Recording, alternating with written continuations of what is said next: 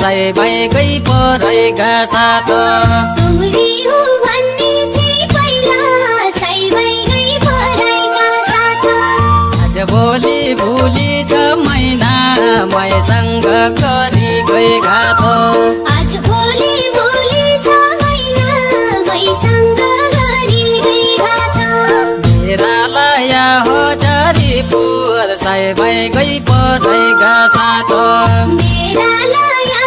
झरी फुल सय भएकै परेका साथ बैठौ र फुली छ महिना मैसँग गरी गए घात बैठौ र